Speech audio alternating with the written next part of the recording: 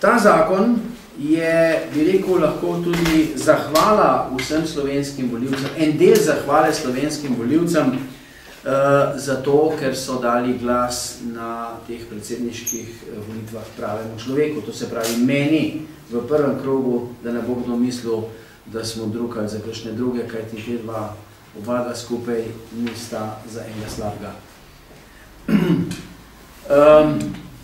Zakon, ki smo ga obljubili takoj potem, ko je bil sprejet zakon o omejevanju uporabe tobačnih izdelkov, je zdaj na mizi.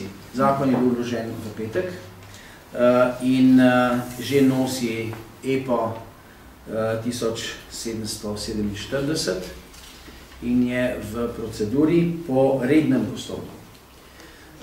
Moram povedati, da okrog tega zakona je bilo že kar nekaj govorance. Gospod Gulič se je hvalil, da ima zakon že pripravljen, že vložen, že ne vem koga vse, na kar se je pokazalo, da to pravzaprav ni nič res. Pokazalo se je še kaj drugega, pokazalo se je to, da predstavnica se strani gospodarske zbornice, gospa Canjuga, laže medijem, laže naokrog, da celo izjavljala je, da Slovenska nacionalna stranka ne bo vložila tega zakona. Govorila je, da se z nami pogovarja in usklajuje, pa da se mi nočemo uskladiti in tako naprej. Dejstvo je, da zakon je vložen, vložila ga je poslanska skupina Slovenske nacionalne stranke, podpisani smo čisto vsi poslanci, kadilci in nekadilci, kajti sodimo, da je zakon eklatantno kršenje cele vrste bi rekel, zakonskih uzanc, kako tudi ustavnih določil, kar smo že nakazali pri tem, da smo dali na ustavno sodišče pobudo o presoji ustavnosti nekaterih členov oziroma rešitev v samem zakonu. Skratka, zakon so pisali zdravljeni kadilci, tako tudi naš Bručan, ki je bil nekoč ekstremen kadilec, zdaj pa skočil na drugo stran in zdaj pa pljuva po vsem, kar je v zvezi s cigaretami. Za razliko od mene, ki nikoli nisem bil kadilec, ampak mislim, da vsi imajo pravico izbirati.